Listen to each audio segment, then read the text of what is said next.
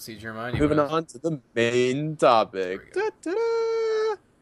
Poison Season by Destroyer album discussion. Woo! So, Destroyer is the project of singer-songwriter Dan Bejar. He's from Vancouver. You may know him from such acts as not Dirty Projectors. Jesus, no. The New Pornographers. I always get them confused. I don't know why. I would just like say one and I mean the other. New Pornographers. Swan Lake. But mostly Destroyer.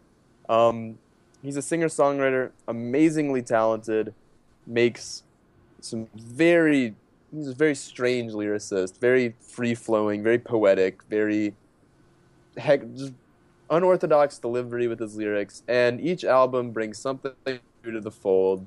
It brings something else. There's some weird noises, maybe there's like a new band behind it, maybe it's like a full backing band, maybe there's a flute solo. You never know what you're going to get with Destroyer. So, this is his 10th album. It's his first since Kaput, which was in 2011. So this is his first album in 4 years. And so the wait was long and arduous. Destroyer fans had to listen to Burl Bruisers by the New Pornographers or just simply revisit his massive catalog. But we finally got Poison Season, and it is fucking dope. Hell right? Yeah. Hell yeah. Fucking amazing. Definitely one of my favorites of the year. And so we're going to talk about it here. So the first thing we're going to talk about, it's going to get pretty generic at first. What are your guys' favorite songs from the album? Okay, I have my notes. I actually wrote notes this time around for an album discussion, which is the first time I think I've ever done that. Maybe one time before, but I don't remember. My favorite song on here is definitely Forces from Above. It's like almost 6 minutes long. The instrumentation is epic. And his vocals work really well. It's like, I got paid and then I wrote a song. It's like, it's a perfect combination of like everything that I like about this album. You have the grand and beautiful instrumentation. You have Dan Bejar's voice, which is very unique and works perfectly well on this fine instrumentation. The lyrics are very kind of snarky and also work really well. And yeah, my favorite track is Forces from Above. It's epic and amazing. Forces from Above I actually think this track is really interesting for me because I actually think it's the most classically Destroyer song on this album. And I'm gonna get to that more later, but I definitely agree. This is definitely one of my favorites from the record. But it's like, it's very free flowing. It's very kind of open, and he just kind of rambles. He's just Forces from above, wish you were here. We think the world of you, and he just kind of like goes on. He's just there. He's just having a good time. Which is something that like we actually don't really see on the rest of the record. And I'm gonna get to that more later. I realize I shouldn't really have interrupted, but it's fine. I didn't have much to say. I think you kind of helped out a lot more. So also, those fucking bongos. Those fucking bongos. Can we take a minute to appreciate those fucking bongos? Moment of silence. Shout out to all the bongos. Whoop, whoop. Damn. All right. My favorite songs are. I just have a list, and it's a long one. It's obviously the whole Times Square series, all three of those tracks, fantastic. I love how he just reworked it, 3 times on the album. Dream Lover, boom, classic Springsteen sound. Jesus Christ, I was like, what the fuck is this? I am on board. Forces from Above, another great song. Midnight Meets the Rain, I really dug. Same with Solace's Bride. Those are 2, I think, underrated tracks on here, or that I don't see get discussed enough. Okay, can I say something about Midnights? I think Midnights, I like it for the most part, except for like one 10-second segment where I'm like, no. I think it's from like 114 to 124. He's like, fuck, let me find the lyrics real quick for you. You guys keep talking. I'll find Midnight Meets the Rain. I love the way it starts. The way it starts is amazing because it comes right off of Archer on the Beach, and so it's like Archer on the Beach is definitely like a slow burner, and then it's like. You make a plea for me to come to my senses, just like the time before that. I smell a symphony and I smell a rat. Well, midnight meets the rain. Okay, I know the part. It's like the part where it's like, and I've got no interest in getting dressed today to go outside and play a game you know so well. I didn't. I love that. Part was like, okay, That's a vintage Destroyer moment. That is vintage Destroyer line. Like, I didn't enjoy that. I was like, you're kind of just messed up the song for me. if you listen to more of his old, if you listen, especially Rubies, that's a very Rubies moment. It's like where he just kind of like the music kind of tails off, and he's just like, "I'm just saying things," and you're like, "Did you have that written down, or did you just come up with that on the spot? You don't know." And it's really cool. And then the music then just bonk, it just hits you right in the face again. So I actually really enjoy that moment. I think it's a good part because it's very vintage Destroyer. AJ, you want to continue? And then just Bangkok. Bangkok, yeah, that's also one of my favorites. I think that'd be my top 3. Song of the year. I mean, And the by lyrics. like it's one of like the 10 songs of the year on this album. The lyrics. The He lyrics. has all trouble over the ranking whole things. That's one thing that I've learned from him after knowing him for like 9 months now. He can't rank things still. Can't. Hey, every song can be song of the year. Oh yeah, I This disagree, is one of those but albums. okay. There's some albums where that's the case, and this is one of them. That's for sure. Okay. Well, again, we'll get into that. I mean, I don't want to get into least favorite tracks. I know you just like talking about stuff that we hate, but like, I did have my least favorite songs written down. I don't like. Talk about them.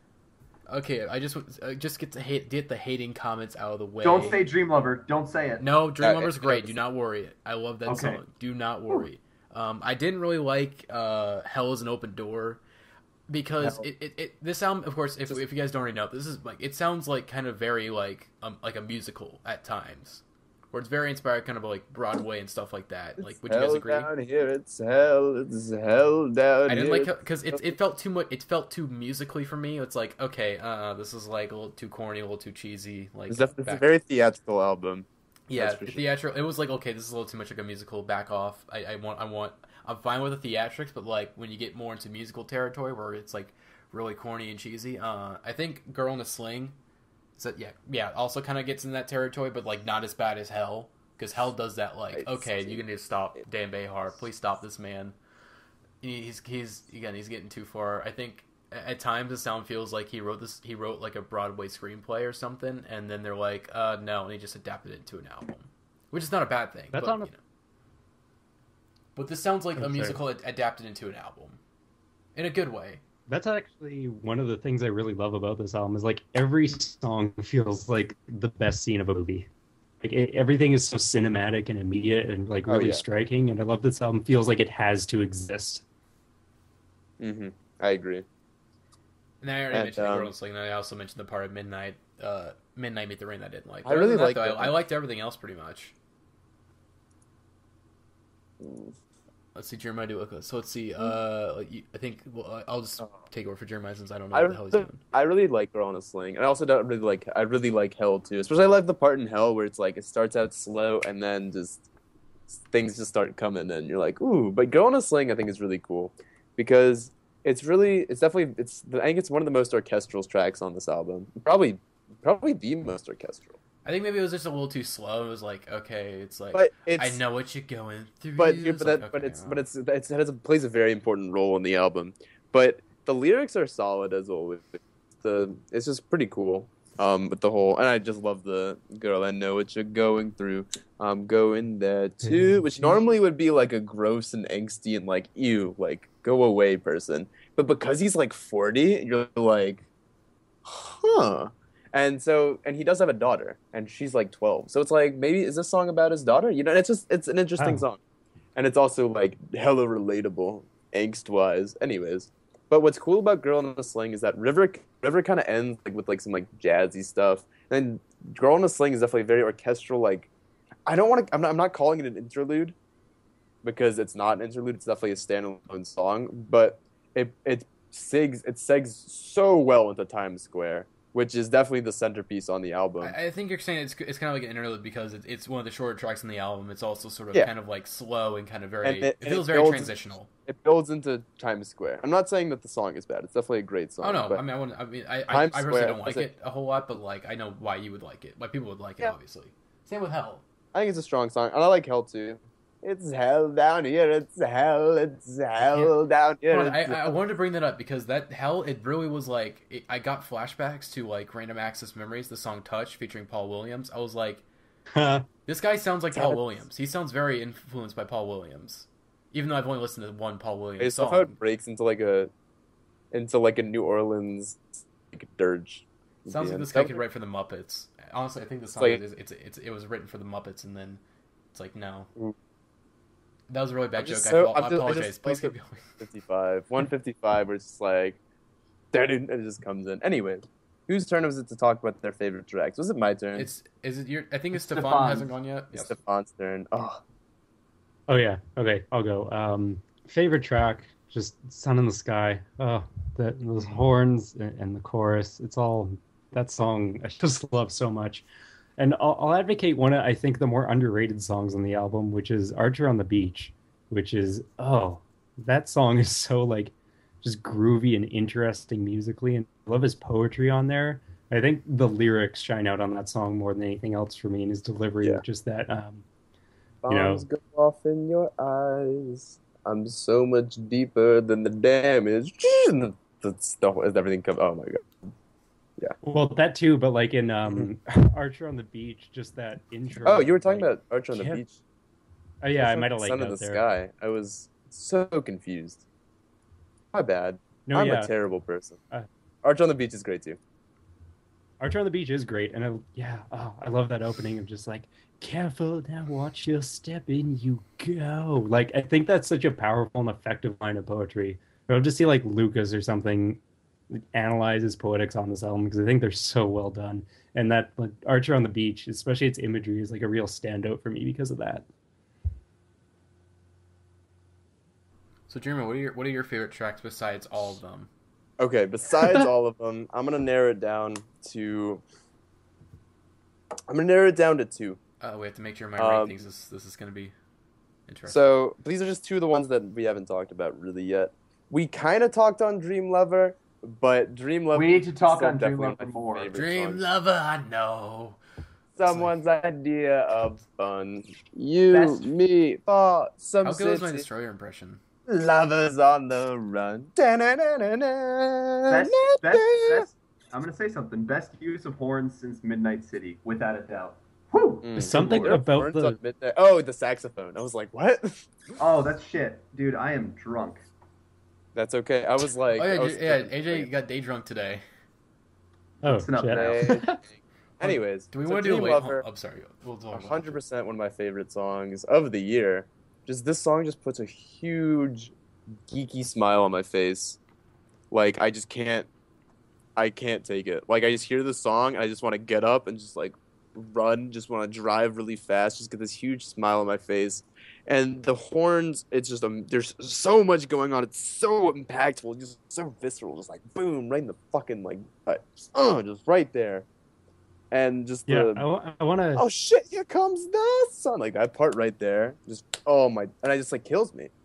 And it's just so, like, it's just the lyrics are amazing, and it's just like so nice, and it's so catchy, and it's so much fun, and I just grin my ass off whenever I hear it. Definitely one of my favorites of the year. Definitely one of my favorites on the album. And it's actually one of the songs this is one of the fast songs, one of the three like impactful fast songs, and it's not something that you really hear on Destroyer usually, and it's just really refreshing. It's just like, wow. Like, especially after the Times Square intro, it just like, boom, right in the face. Anyways, my other favorite song, I think we already talked about it a little bit, was Bangkok. Yes. Bangkok is just, oh my gosh. Especially at the end. The end when the horns come in, and it's just, that part just killed. It's just so good. It's just so nice. You know? It's like I can't... Whew! Destroyer. Okay. Next part. What do you guys think? What are you guys' favorite lyrics from this album? Because obviously Dan Bejar is famous for his lyrics. He's famous for being a poet and a scholar and just writing some wild things. And what do you guys think about his lyrics on this one? So this one's got some great lyrics, but not quite as many, he doesn't have quite as many lyrics as some of his other albums. So, like, these ones are definitely paying special attention to the ones he says on this one. So what do you guys think? I didn't write any lyrics down in my notes, so I can't say. Good. So someone else, please go. I listened to this album enough to, like, have most of it memorized, so I'll give a few. I already mentioned Archer on the Beach. That whole poem I just think is really great. The ending of Bangkok too, that little refrain he does is so it took me a while to warm up to Bangkok as a song, but now that I'm there, it's like that definitely yeah, that song I understand what Jeremiah is saying. It's hard to talk about. Like the only thing I can give to talk about Destroyer songs with is sound effects. Like this is an album that can only be described with like emojis. Hold on, I have a favorite lyric. Sorry, Stefan, to interrupt you. I think No, go ahead. I already said it earlier. It's like I got paid and then I wrote a song. I just like the meta-ness of that. It's just upfront and honest. Like, yeah, I got paid and I wrote a song. Yeah, I do like them. It's kind of like a Sun Kill Moon song. What's also good about that line is that it harkens back to Kaput. On Kaput, at least there's two songs where he says, "I wrote a song for America and they told me it was clever," and so that's kind of like it's a very meta. He can be very meta.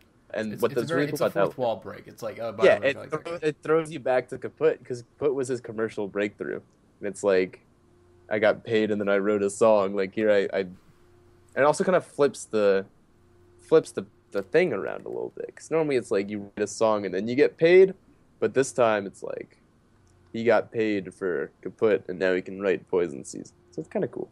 I don't know. Make of that what you will. All right, back to Stefan with your favorite lyrics. Sorry about the head interruption. Oh yeah, sure. One other one I really love. I don't remember exactly what it is. I should look it up. I don't even remember what song it is, but just yeah, like one of those moments where the instrumentation fades out, and I think the line is something like, you know, every time I look into your eye, an angel flies by, and then like the strings come in, and that's one of those like really just like great gut punch moments. Hold on a second. I feel like I think I know what song is that. Sun in the Sky. No, it's one of the early ones on the album. Okay, it's not Dream Lover because it's not. No, it's a slow one. Is it the River maybe? I think it's the River. Maybe because I don't remember. I didn't put the River on my least favorite or my favorite tracks. I just don't remember that song. Yeah, I don't really remember that song either, but that line really stands out for me. Okay, AJ. I don't have any like specific lyrics that I like. I mean, Bangkok's got some great lines on there. I think the chorus is funny as hell. But, I mean, just overall, the lyrics are, like, super poetic and cinematic, as we've touched on already. And I think the lyrics, to me, like, made every track stand out, like, way more than just musically. Like, I would want to revisit a track for the chorus, for, like, what he's saying on the chorus. I mean, he's a funny-ass guy. That's all I have to say, really. Jeremiah, I know you got this shit written down. Like, I know you got this shit remembered.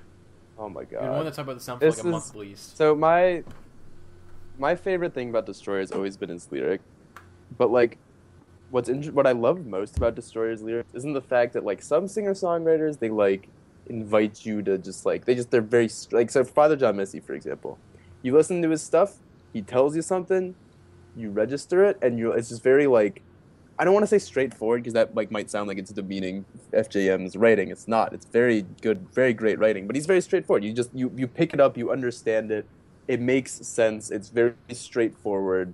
It's like you can get your mind around it. Maybe you can do a little bit more research to get it better, but it's like, oh, that makes sense. With Destroyer, what's so great about him is how so fucking apeshit and all over the place he is. Like, so that's one thing that's characteristic of his other albums is that like most of his lines sound like they might be like non sequiturs. Like a lot of them are non sequiturs. He just kind of rambles. He just kind of says things and.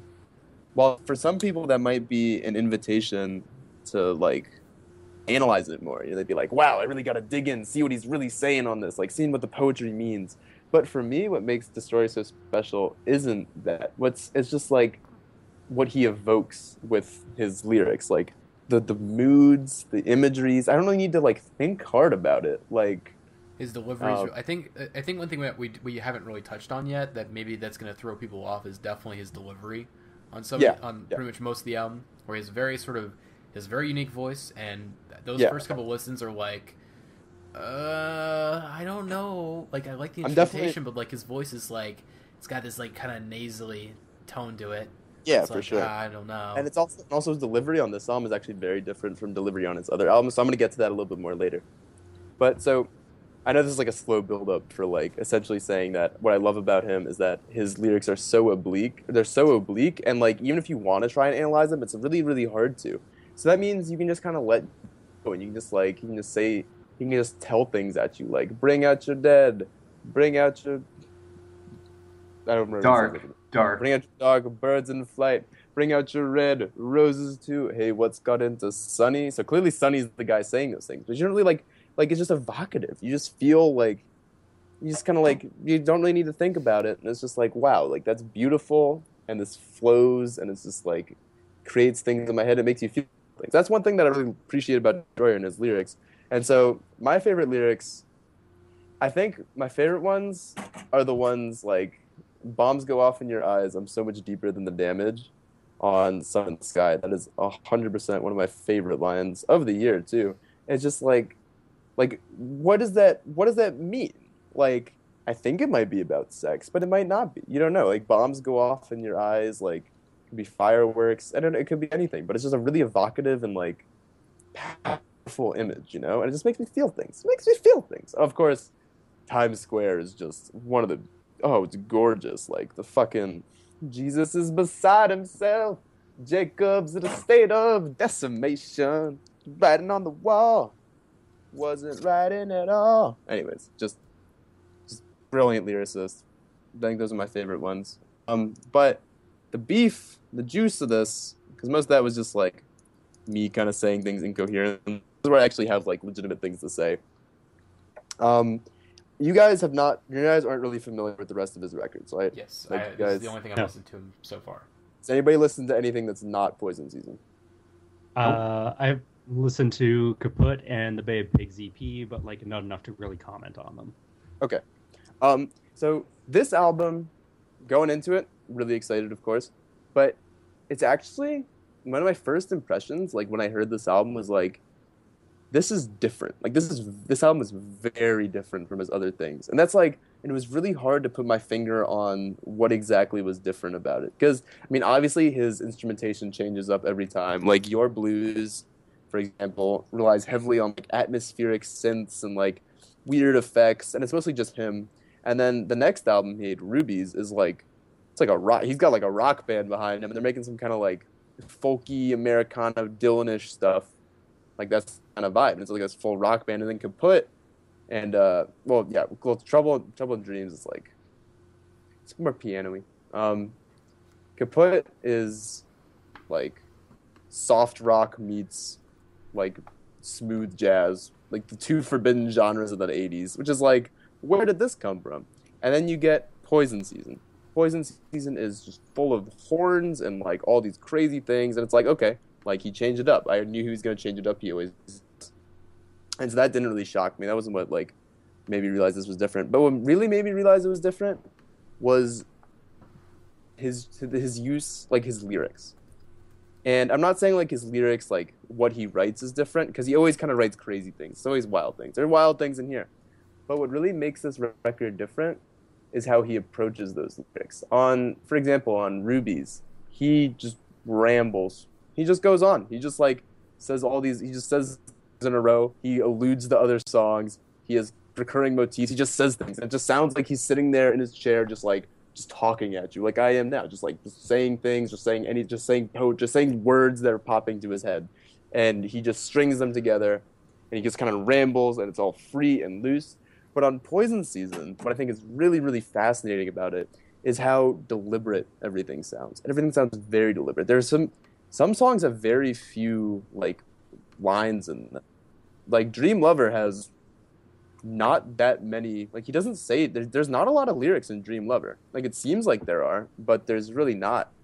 And I think a lot of that is just, he's been very, very deliberate on his delivery. Like his deliveries, they feel like he's like really a frontman. He's like getting into the mic and just being like, Dream Lover, I know, instead of just like leaning back in his chair, being like, you terrify the land, you are pestilent mortar. Anyways.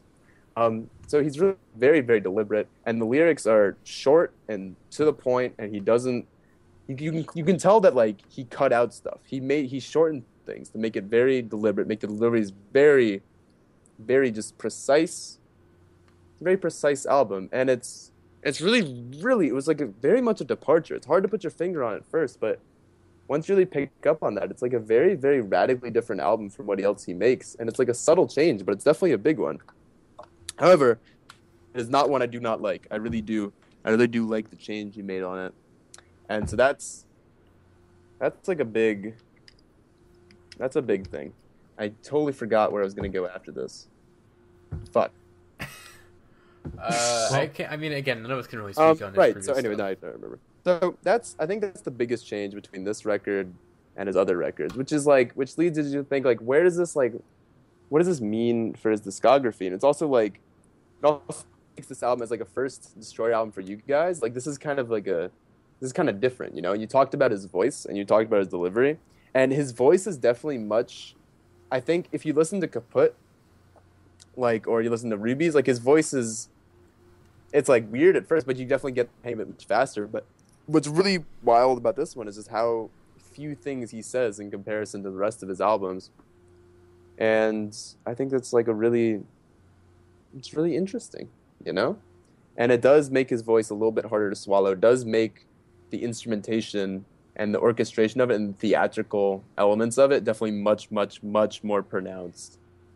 And I think it definitely feels much more like a rock album, like, if you will. And I think it's pretty cool. So which leads me to the next question. What do you guys think about his style? Like, what do you think about, obviously you guys haven't heard his other stuff, so you can't really, like, chime in on his style in his other albums, but like his style in this one, which is like, I guess, deliberate, kind of terse poetry. It's still wordy as he always is, but like he doesn't ramble. It's all very to the point. And with all the horns and it's very dry, crisp production, just like boom, like in your face. Like, what do you guys think about that? Okay, I'll start off. Right away, the instrumentation just grabbed me. Like, right away, I was like, I'm in love with this. It's like it's kind of like jazzy influence. It's like, okay, right away, like, I am digging this production, like, right away. The voice, again, took a couple listens to get used to. It's very nasally. Throw me a lyric, Jeremiah. I'll try to sing it as Destroyer. Dream lover, I know. There you go. You got it. Is that a good Destroyer impersonation? That is a good. Is That's a this good just the Dan part of the Bejar. podcast where we all do Destroyer impressions? Possibly. I don't know. Dream lover, I know. That was a little maybe a little too Yeah. high pitched. It's got to be like it still have to be. It's not. I remember Jeremiah. He was singing it. He hit like a high note. I'm like, he doesn't hit any high notes whatsoever on this album. It's all very nasally, all sort of lower notes, more kind of maybe not baritone, but like I think Jeremiah's saying this is very like he's sitting down, and he's like talking to you. It's maybe like something maybe like Universal Themes, except where that's more spoken word. This is kind of like more very like in the middle of like rock spoken word and singing. Rock poetry. Vocals still got used to, but once I got used to it, it was like, okay, I enjoy this. But there's some tracks where it's still like, okay, you know what, I can't with ththese vocals. I still can't do it. Like, I think that was my main problem with stuff like Hell and Girls. Like, okay, these vocals, I can't do it. Not with these songs. I can get it with the other songs because I can look past it a little bit more with the great production and instrumentation. And these are the orchestral and jazz influences and whatnot. But it's like, okay, these tracks, it sounds like a really bad corny musical that would go on in like my middle school or something. Maybe not that bad, but it was just like, okay, I can't do this. I do like the style though. Like, I really like the style. It's kind of like a musical and like very like a theatrical, like a play or something. It was like, okay, this is an interesting approach. I think this style could work really well if it was more conceptual or more sort of like it fit a narrative, because the sound, as far as I can tell, doesn't really have a narrative. It just kind of has this like really theatrical style. I'm like, okay, I really like this style, but I would kind of like someone else to kind of take up on this style and make it more like a narrative, I guess. Because it's really interesting. That's a good point to bring up. There's also another thing that this album that makes this album pretty different from his other records is that there almost like is kind of a narrative just because of the way the album is bookended by Times Square. Yeah. And also has Times Square in the middle. So it does put the structure on this album is definitely very deliberate and like very it wants thought out. Like wants to be more of a conceptual album, but like it doesn't take that big leap that I'm like, which I I appreciate. I'm glad it does that because it's very interesting. It's a very interesting look at that. And in interviews leading up to it, he was talking about how much he hates like pop music and how Boo! Shuts How he up the doesn't pop like. heads, by the Oh, way. he's total curmudgeon, and it's pretty like absurd. Like in his See, interviews, if he's Dan like, "Oh, came, yeah, came Taylor into Swift r sucks." slash pop heads, I would probably ban him. Probably. With that He's shit. just like, and he's like talks about how he doesn't really like classic rock, which my mom was pointing out. She read like an article on him in New York Times. He's like, "Oh, he's a curmudgeon." And it's like he said he didn't like Bruce Springsteen or something. That was brought up, and then I played her Dream Lover, and she's like, "What?"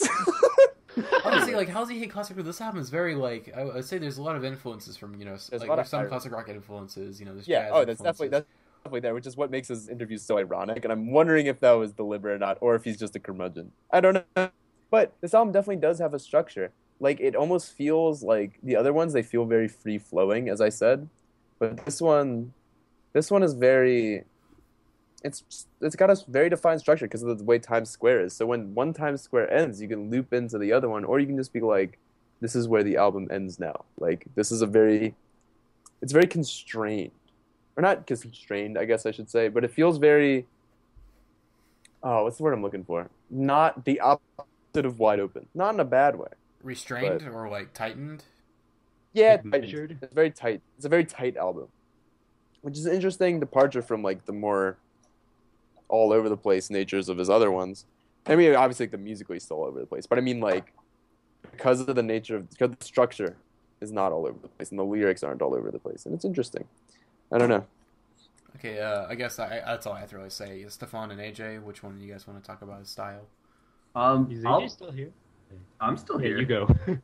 I've been listening. Well, one thing that struck me here is like this being my first Destroyer project. When people were like saying, "Oh, this is an album you should definitely check out," like I looked into it, and a big disclaimer was all this conversation about his voice. People were like, "Dan Bejar's voice comes off really strange to me. Dan Bejar's got such like a unique voice," and then comments like, "I can't really dig his voice. His voice really threw me off on this album."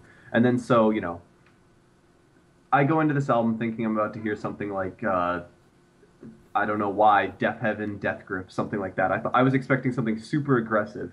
And then the first track on this album, that Times Square one, I was just like, oh, this is beautiful. This is really nice. I should say that the name, by the way, the name is Destroyer, and like the album cover, it's kind of jarring. Like, is this gonna be like metal or kind of heavy? But no, it's like a fucking musical, and it's like, what the fuck? I love when my expectations are completely blown away based on like an album cover or like I'm going into something completely wrong, and this was one case. I expected something much heavier, and I was just like, oh, this is lovely. This is lovely. Awkward That's all. silence, please. That's all I had to say. Stefan. Hold on. Okay, Cool. before I feel like I'm pronouncing your name wrong. It's Is it right? Am I saying it right? No, it's Stefan. Stefan. Oh, Stefan. Sorry. I feel after Rennie, I was like, okay, I'm really bad. Well, at that was this. just a debacle. But yeah, I mean, the style, I don't really have much to say. I kind of knew what I was getting into, and it did exactly what I thought it would for me, which was just like an immediate yes, I love this. I had no problems, and even I'm surprised you guys had complaints about his voice, because instantly I was just like, oh, this is a really unique, interesting voice he has. And I don't know if I'm crazy in that I think he kind of sounds like Bob Dylan in parts of this album. Mm-hmm. But he has like that rambly whisperiness to him that I personally really love. Just to touch on a couple of the other points you guys are talking about, with like the sense of narrative in the album, I agree that there isn't one, and it's definitely not a concept album, but I do feel like there's a definite sense of progression and flow, so that when you get to the third Times Square, like, you've definitely gained some new piece of information like about Dan Bejar from listening to this. And it does kind of have like a climax at the end with Bangkok and Sun in the Sky. There's like a definite sense of like departure, tension, and then resolution throughout the album. And so it definitely keeps it cohesive without necessarily making it a strict like concept. And with the lyrics on this album, I really do feel like they're more poems than lyrics, just because they're, like Jeremiah said, they're not focused on the meaning or anything. It's just the economy of the words and string them together and creating these like very strong images. And I feel like that really stands out on the album. And it makes me think of almost like, I've always said that like In the Aeroplane Over the Sea would be almost stronger as just a collection of poems than an album. And this is kind of the same here. If you were just to read this album, you would feel like a very similar level of impact that you would listening to it, I think. Obviously not, because the music adds a lot, but just to make that point that the lyrics really are, yeah, they do act differently than normal lyrics, I think, and he really is focusing on the structure of his wording, which I think is a really interesting element.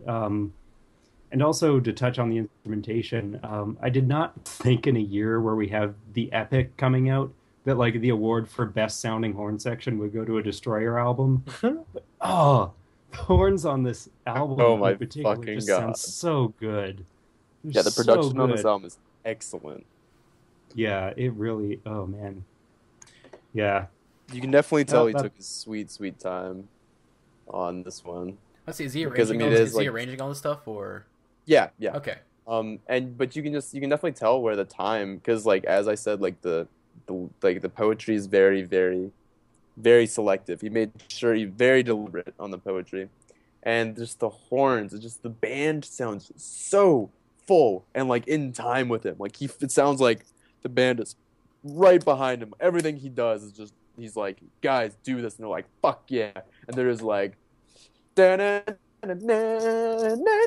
it's just like you can just feel like it just seems like they're on like a car, like and like Dan Bejar is like on the hood of the car, and they're like driving with their instruments, and he's like, Dream never I knew. Like they're just so in tune. He's just so in tune with his band, and the band is just so like tight. They're just the turnarounds are excellent. They just nail every note. Just it's just hard to. It's just like so crisp and like clean, and it's like there's some albums where the jazzy stuff where it's messy, and that's like the way they did it, and that's cool. This album is 100% not messy in the slightest. It is fucking. It's like the puzzle pieces fit. It's as clean as a good Christian boy. Praise him. It's Oh my god, I'm laughing at my own fucking jokes. I'm such a fucking loser. great. Oh, it's a great album. But Oh yes, my the God. instrumentation's great. It's very clean. It's very like it's not like art jazz where it's just like it's like, okay, what the fuck is going on? Yeah, but and like there are times when it kind of like goes into that where it kind of like feel like Midnight Meets the Rain, where it sounds very hectic, and then you listen closer and you realize that everybody's just playing the right thing at the right time. And so Midnight Meets the Rain, where there's just a whole lot going on, it sounds very in sync. It's all just boom right there. Some nice consonant harmonies. I mean, that's what I'm saying. It There's sounds also like a some musical. There's some dissonant harmonies in there too, though. Don't get me twisted. And the timbre is very brassy. It's very like sharp, but it just, just the band is out of this world on this album. And Dan Bejar really just slides in as the role as like a front man. He really sounds like a front man on this one, which is different from his other records. And it's like, just boom, just like just a great rock album is really what this is. And then there are moments when there's always like, when there's like tight, when you have an album that's full of tight like compositions, everything is tight, like everything is like a very like well-oiled machine. There's always that moment, or there should always be that moment when the machine breaks down. And so you see this on albums like Ariel Pink's Before Today, the hook of Round and Round. Redacted on the Moon, Big Dipper. I think that's probably my favorite example Crooked of that, where Rain, the machine literally, it sounds like it's literally breaking down. Yeah, Crooked Rain with Fillmore Jive, like where the instrumentation just kind of just everybody's just like, what, fuck it, and just something crazy happens. For me on this album, that's Bangkok. Bangkok is that song, because it's right after. Because right when the horns just start coming in, it just sounds like everybody's just like, fuck it, I'm going to play the melody that I wanted to play. Fuck you, Dan Bejar. And they're just like, and they just go all out, and just everything is loose. Everything is just running free. And so, which is just stark contrast to the rest of the album. It's one of the reasons why Bangkok is actually such an impactful song, is just that freedom and just that looseness, and just like, it really blows it wide open. And it's just which is definitely a cool thing to toy around with. One thing I do appreciate about the structure of this record. Yeah, I think we kind of covered it. I'm gonna say where it stands in relation to other albums this year. This is definitely one of my absolute favorites of the year. No doubt about it. I don't listen to it like there's some albums that like they're my favorites of the year because I listen to them on repeat when they come out. Like I Love You Honey Bear, I listened to that on repeat when it came out. But this one I've actually definitely been taking it slow. But every listen, it's gonna be a great fall record. I can already tell you that now. Like just walking around when the leaves are crisp and like the weather is crisp, and the horns are crisp. Like that's when this album's gonna really shine. But it's just so Wait, so Jeremiah, so. you didn't give it a rating, man. I didn't give it a rating. Oh, I give it Dan Bejar on the album cover, looking gloomy and like a curmudgeon at you, like that head, but like on a billboard in Times Square. I give it fuck it. I'm just gonna give it a fucking score. I don't fucking care. It gets a fucking 8 out of 10. I enjoyed it. Some songs I didn't like, but overall, I enjoyed listening. I definitely to think this is gonna be a grower, though. Even though I've only listened to it be like a grower. Depends on how much I listen to it. Because again, like I said, this this week has been fucking crazy for Oasis, and I have to catch up on everything. But this is definitely an album that I'm gonna be revisiting a lot. I think this is just good. I was kind of all over the place, but just like Dan Bejar is, it was intentional. It's just a really fucking great record. Just another solid Destroyer record in his long line of great fucking records.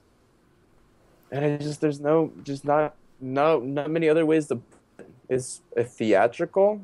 It's vibrant. It's full of life, and it is genius. Jeremiah, that'd be a great outro, but AJ and Stefan still haven't spoken on their scores yet. I give it a 8.5 Poison Seasons out of 10 Poison Seasons.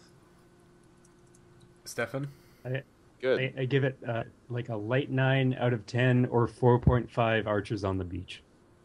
Nice. Of course, and my final statement about this album is that you got Slime Season for the plebeians and Poison Season for the patricians. For the patricians. Oh yeah.